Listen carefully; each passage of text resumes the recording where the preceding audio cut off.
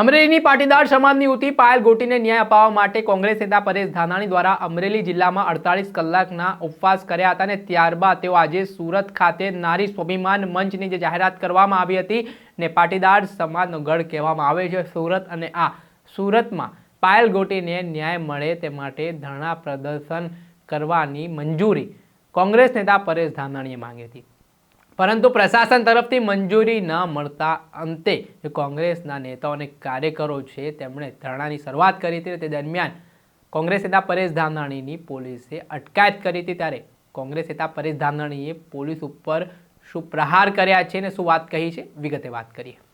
વૈષ્ણવજન તો તેને કહીએ જે પીડ પરાઈ જાનાને રે। નમસ્કાર દર્શક મિત્રો, નવજીવન ન્યૂઝમાં આપનું સ્વાગત છે। હું છું ફૈઝાન। અમરેલી જિલ્લાનું રાજકારણ જબરજસ્ત ગરમાયું છે અને હવે અન્ય જિલ્લાઓમાં પણ તેના પડઘા પડવાની શરૂઆત થઈ છે।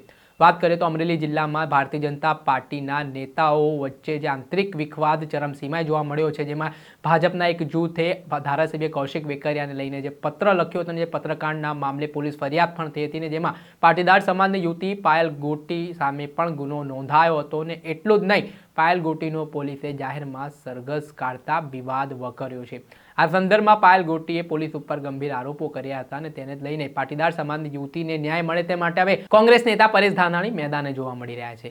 જે રીતે 48 કલાક સુધી જે અમરેલી જિલ્લાના રાજકમલ ચોકમાં પરેશ ધાનાણી દ્વારા ઉપવાસ કરવામાં આવ્યા હતા અને ત્યારબાદ તેમણે નારી સ્વાભિમાન મંચની જાહેરાત કરી હતી, જેમાં જિલ્લે તાલુકે ગામડે આ નારી સ્વાભિમાન મંચ છે તે લોકો સુધી પહોંચશે અને આવી રીતે ભવિષ્યમાં કોઈ દીકરી સાથે, કોઈ માતા સાથે આ પ્રકારની ઘટના ન બને તે માટે લોકોને જાગૃત કરવાના કામ કરશે। આ સંદર્ભમાં નારી સ્વાભિમાન મંચ નેજા હેઠળ આજે કોંગ્રેસ નેતા પરેશ ધાનાણી છે તે સુરતના માનગઢ ચોક ખાતે પાટીદાર સમાજની યુવતી પાયલ ગોટીને ન્યાય અપાવવા માટે ધરણા પ્રદર્શન કરવા માટે પહોંચ્યા હતા।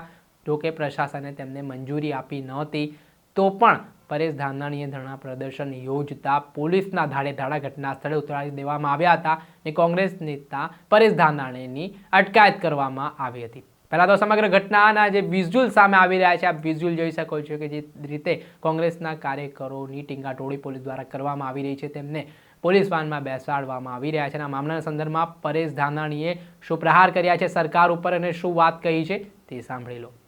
માનગઢ ચોકમાં શ્રી સરદાર સાહેબની સાક્ષીએ એના સ્વાભિમાનનું રક્ષણ કરવા એક નિર્દોષ દીકરી એને ન્યાય અપાવવા માટે અમે 10 થી 5 માનગઢ ચોકમાં ધરણાની જાહેરાત કરી હતી। માનગઢભાઈ, પ્રતાપભાઈ અને ખૂબ બહોળી સંખ્યામાં ગુજરાતભરના આગેવાનો અહીંયા આવ્યા છે। પોલીસે આખા માનગઢ ચોકને જ્યારે જેલ કવચ હોય એ રીતે ઘેરી લીધો છે।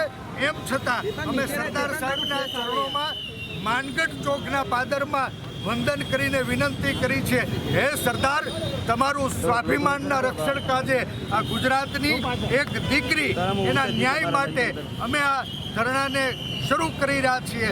માનગઢ ચોકમાં મંજૂરી માંગી હતી, મંજૂરી માંગવાની કોઈ જોગવાઈ નથી। આ દેશમાં સંવિધાનથી દરેક માણસને સરકાર સામે સવાલો ઉઠાવવાનો અધિકાર છે। આંદોલનથી તો આઝાદી મળી હતી, આજ આઝાદ ભારતમાં આંદોલન ઉપર પ્રતિબંધ કોણ અને શું કામ એમ મૂકી રહ્યું છે, શું છુપાવવા માંગી રહ્યું છે, સવાલ છે। ત્યારે અમે સરદારની સાક્ષીએ અહીંયા જ બેસી અને ધરણા શરૂ કરીએ છીએ।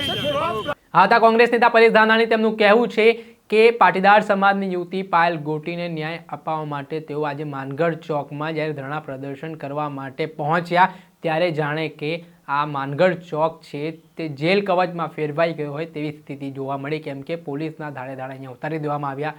સાથે જ લોકશાહીમાં વિરોધ નોંધાવવાનો, શાંતિપૂર્વક આંદોલન કરવાનો તમામને અધિકાર છે, પરંતુ જે રીતે સરકાર પ્રવર્તમાન વર્તી રહી છે, વિરોધ પણ કરવા દેવામાં નથી આવી રહ્યો, આંદોલન પણ ચલાવવા દેવામાં નથી આવી રહ્યા, પોલીસની કામગીરી સામે પણ તેમણે સવાલ ઉઠાવ્યા હતા। અને સાથે જ તેમણે કહ્યું છે કે કોઈ પણ ભોગે આ ઘટનામાં જે કોઈ પણ જવાબદાર અધિકારી છે તેમના સુધી જ્યાં સુધી કાર્યવાહી નહીં થાય ત્યાં સુધી તેઓ આ પ્રકારે આંદોલન છે તે યથાવત જ રાખશે। અને હાલ તો પરેશ ધાનાણી અને કોંગ્રેસના કાર્યકરોની સુરત પોલીસે અટકાયત કરી છે। દર્શક મિત્રો, ત્યાર સુધીમાં બસ આટલું. આવા નવા વિડીયો સાથે આપને માહિતગાર કરતા રહીશું. એટલે નવજીવન ન્યૂઝ ચેનલને આપ લાઇક કરી લો, સબસ્ક્રાઇબ કરી લો અને શેર કરવાનું ભૂલતા નહીં. વૈષ્ણવજન તો તેને કહીએ જે પીડ પરાઈ.